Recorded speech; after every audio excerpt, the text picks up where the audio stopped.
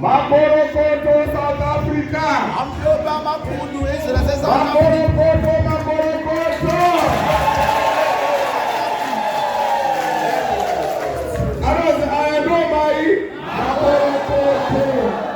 Africa. Ndakatekwa. Zingatekwa. Atiri kuti makorokoto. Iko esikuti amhlope. Mazauya vanoti chitima chokudenga. Zolona use wati isitimela sasezulwini. Chinotakura vai. Driver wacho. Afrika yedu. Goro. Yaitozwa. Ati yaimhanya nespeed isingaiti. Wata yaigitima ngespeed yesikuru esingakhulu. Mumakomo. Ezitabeni. Wakawatsira kubatira wakadini. Vakabelanga bebesiwa. Unodona. Kuyawa. Hanzi takatemwa. Zatemwa ti. Neropa rani. Ndava vaketi. Abraham. Saka ndatanga nekuti makorokoto kuwarwesa South Africa. Makasara murimo mui. Makasara nse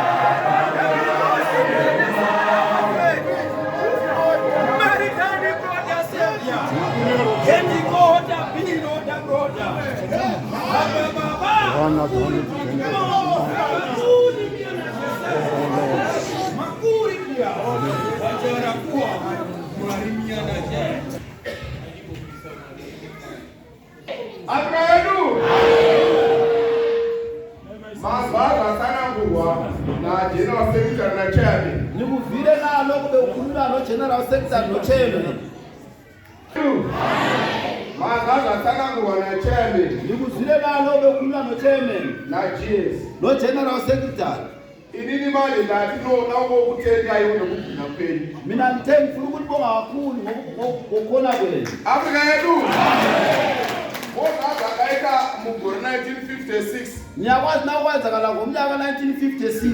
Kwakaita mukadzi Kwabakho umfazi akaile mimba. lo waba nesisu. Yakabudza 9 months isati yasununguka. Isisu sadlulisa 9 months ngakakhululwa. Pakashaya kuti pakaita sei. Wasela kaluba ungayenza kanjani. Kubva kwaita kuprofita. Kwasuka kwabakho umprofita. Akati lo wathi mukadzi uyu anobva kunamatirwa naMwazha. Umfazi lo kumele ethandazelwa noMwazha. Akanamatirwa naMwazha. Engathandazelwa noMwazha. Anobva kubva asununguka. Kufanele ukuba akhululeke. Afrika yedu. Saka zvakaitika nezvekuti Wayenzakala kanje.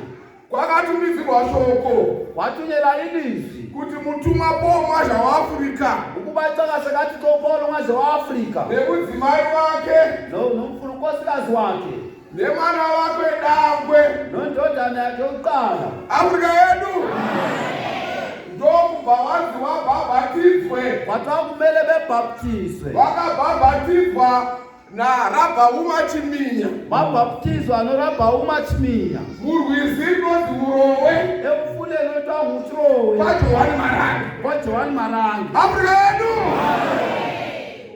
Saka muchiona kuti kana vakaita godoka. Yikho ndibona uba abantu bengasuka benomona. Unofa negodero. Ungasuke nomona wakho. Afrika. Zvakaitika mutumwa apedza kubhabhatidzwa. Okwenzakalayo kuti aseqede ubhaptizwa. Akaenda kunoteura mukadzi iyeye. Wasuka wayethandazela lo mfazi loyo. Ndobva atosununguka mwana wake. Wasuka wakhululeka umntana wakhe.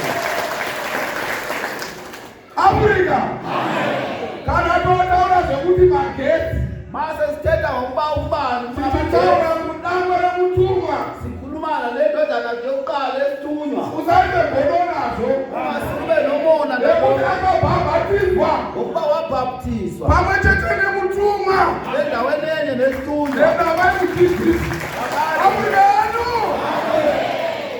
Azvinokonzera kuti kune muhoro zvozvo wakaita Lokho godo. kwenza uba uphume eholini ungaba nomona. Afrika. Ade kushoko. Magalatia 1. Yes. Verse 1. Yes. Kwaziso. Kwaziso. Ukubingelelana. Tinokumazisa iSouth Africa yese mazuva ranhasi. Bingelela South Africa yonke namhlanje. Kuzita raJesu akati Paul Mwazha waAfrica. Ngaphele bayefothi kuPaul Mwazha waAfrica. Right handed. Paulo. Yes. Muapostoli. Yes. Asina kubva kuvanhu. Yes. Kana kutumwa nemunhu. Yes. Asina Jesu Kristu. Yes. naMwari Baba wakamumutsa kuvakafa. Afrika yedu. Ndakambotanga kuti ndichidzidzisa. Ake ngakhuluma ngifundisa wendawo ngisithi. Kana wakatitungamirira. Mawungasikhokhelela. Kuti tobva bhasikoro lako. Wena uthombe ibhayisikili lakho. Kana wakatikera. Mawungikhethe ngasemuva. Tiri kumashure. Ningasemuva. Ndinenge ndichiona kwauri kuenda. Ngabe ngibona lapho oya khona. Ndakona kunonona. Ngabona sifuna ukuya. Ndinojamba nomina. Ngiyajamba ngime ngenyawo zami. Afrika.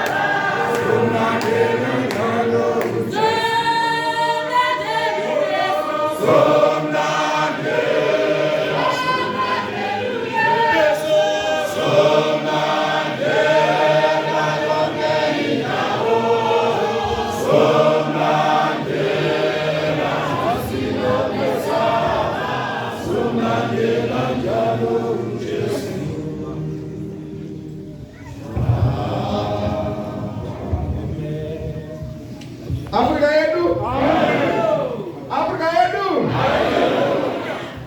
Tese takagara muno. Sonke abahleli abangaphakathi. Sine degree pano. Sine degree esinazo. Sine doctors ega panapa. Singabalaphi silapha. Munozera ukuthi muri doctor. Ngiyakwazi ba ubani ngabalaphi. Munozera ukuthi muri professor. Ngiyakwazi ba ni professors. Kusuma maporo majawe. Africa. Wakati stars zisizo tokutoramba. Ungasenzi izinto engayisiyo siyayala. Kodwa kabili wena mna kwasiyele wali wega. Abakhokheli benani bashiyanga yini bebodwa. Imama nakuzwe muno uyiwe. Andikwazanga lapho kubuywa khona. Why? Nokuthi mune ma degrees. Nendawo bani ne degrees Makazinza. nafundiswa. Takazinza mutumwa Paulo mazawe. Afrika. Paulo mwa Africa. Ndosa kachithi wandaka bani wandaka nini? Takapiwa. Lapho sandikezwa. Takapiwa zvemutumwa Paulo mazawe. Asina kubakuthi. Asina kutumwa nechi. Nabantu. Asinani. Kodwa noYesu Kristo nobalo. Yawali baba pachake. Ndiye atinotera yini. Uyelo esimlandela yena. Anti. Paulo maApostolA. Asina kubva kuvanhu. Ana kubva kuvanhu. Ana kutumwa nemunhu. Ana kutumwa nemunhu. Asina Jesu Kristu. Ana Jesu Kristu. Mwari Baba wakamumutsa kuvakafa. Mwari Baba wakamumutsa kuvakafa. Nehama dzose dziri kwandiri. Yes. Kukereke dzeGalatia. Nyasha norugare. Ngazvive nemi. Zvinobva kuna Mwari Baba wedu. Nashe Jesu Kristu. Yes. Wakazvipa nokuda kwezvivi zvedu. Yes. Kuti atisunungure panyika yakaipa yazvino. Yes. Nokuda kwaMwari Baba wedu. Ave nokubwinya nokusingaperi-peri. Amen. Amen. Chitima chokudenga chinotakura vachene.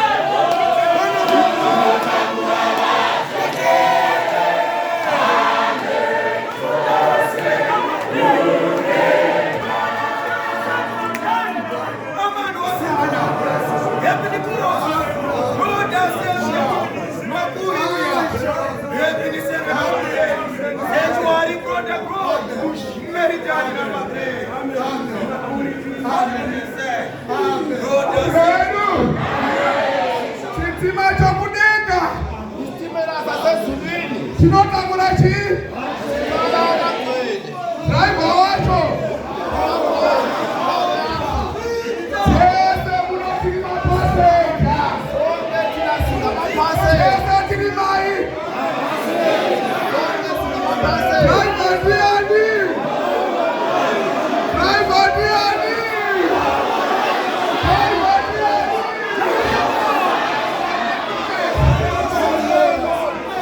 Yes, driver wani?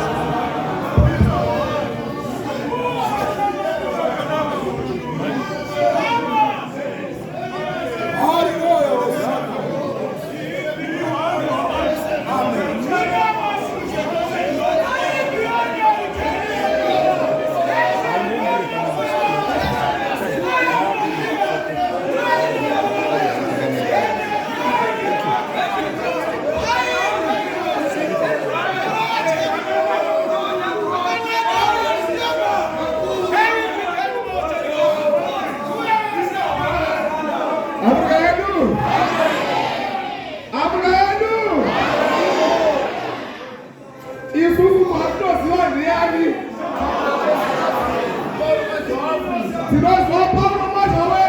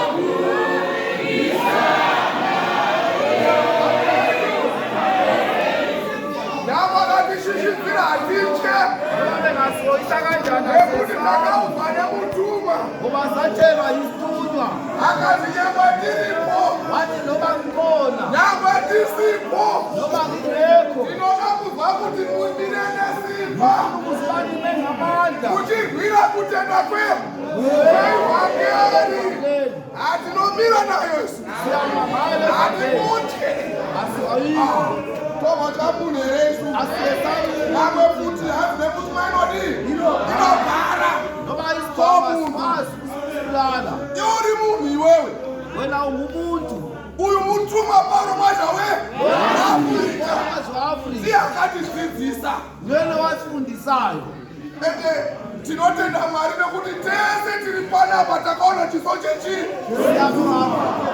Chiso chatinodii. Chiso chatinorota. Handizvero.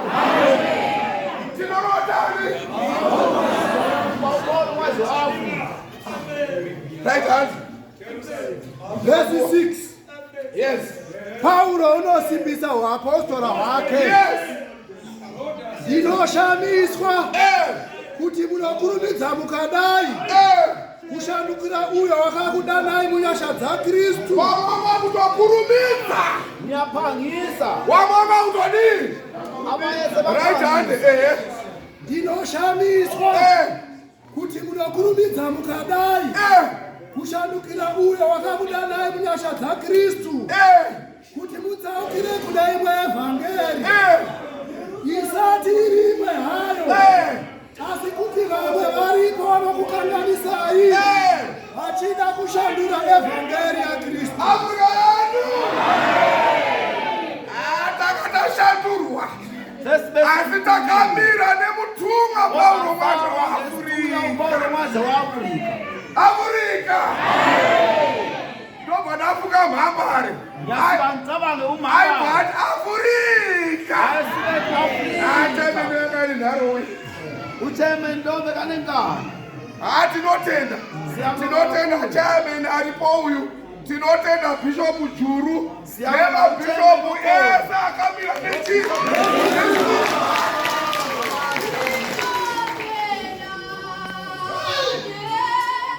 Bua. Right hand. Asi kunyanga isu. Kana mutumwa unobva kudenga. Akakuparidzai evhangeri. Inopesana neyatinokuparidza isu.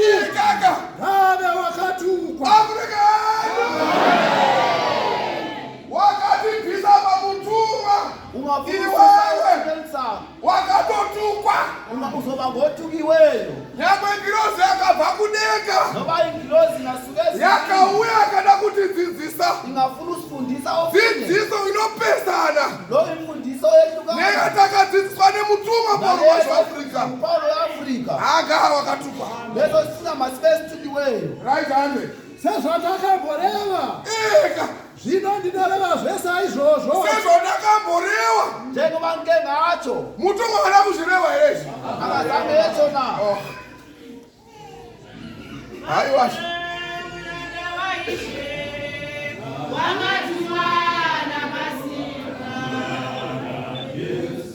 Afrika yedu. Mutumwa ana kumbozvireva here. Akazange yecho indoko. Hana kuzvidzidzisa here. Akafundisanga ingaphezu kwalokho. Kwedu kumanyika ukoko. Ngapha kithi emanyika. Kwakabhoitwa naparadza. Kwake kwaba naboparadza. aiti akarira nemweya so wayesithi kakhuluma namalimi omongcwele ashira dzaipfuura mudengo namahitakane besingakwazi ukubhabhazela haana kurasika here akalahlekanga yini takamuteera here akulandela yini Afrika pakakwina izizona ainomusauro akadi wawunabozoni bevusa abafileyo pakarasika takamuteere lapho samlandela yini ena chakanakira apostoli waAfrica vanokuperekedza kusvika padhobha vanobuda nekuvamika abaproti haizvozozvikuona titone chipo chacho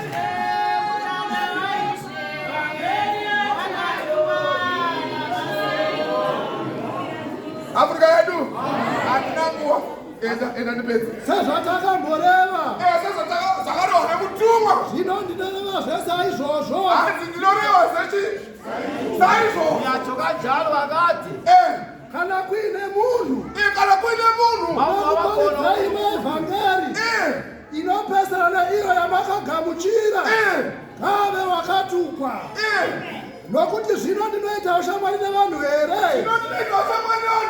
kana naMwari Afrika yedu hatozvaitaura nemutumwa here akati sitiri ndinoshamwari nevanhu here mutumwa ngaita ushamwari nemunhu here engachomana nabantu yini right hanzi nokuti hanzi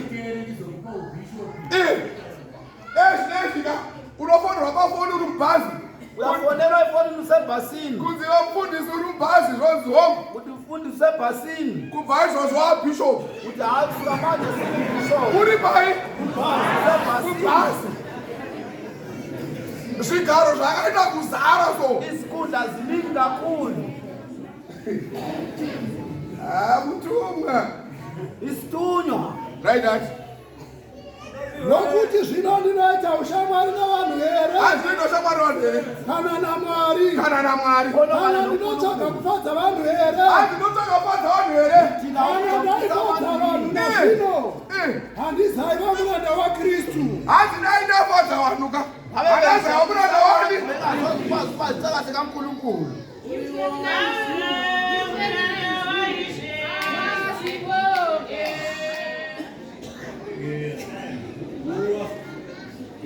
Afrika yedu nguva yatatuwa idiki isikhathi esinikeziweyo sincane asiwa kuda ipo hati timboiveka somwe yekuti zadzi sachi Yeah. Afrika yedu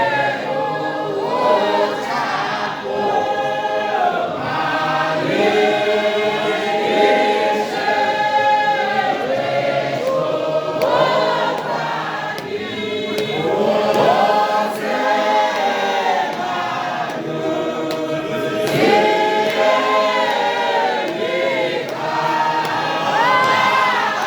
asiwa kuda ipo hati timboiveka somwe yekuti zadzi sachi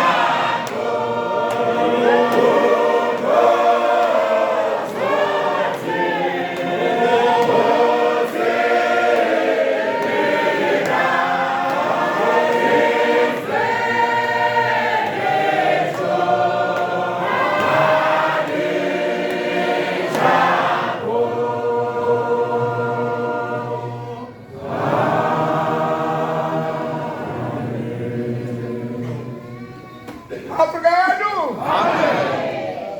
Mutumwa Paulo mwaze wa Afrika. Isitunywa Paulo mwaze wa Afrika. Zvese zvakataura. Konga ukulumayo. Zviri kuzadziswa. Konga ukalisekayo manje. Chipedza iwe ndigare pasi. Nokuti ndinokuzivisa hama dzangu kuti evhangeri yakaparidzwa neni haina kuita seyavanhu, nokuti handina kuipiwa navanhu kana kuidzidziswa nomunhu. Akadzidziswa here mutumwa? Wadzidziswa ini. Yes. Asi ndakairatidzwa naJesu Kristu. Gara kubasa. Afrika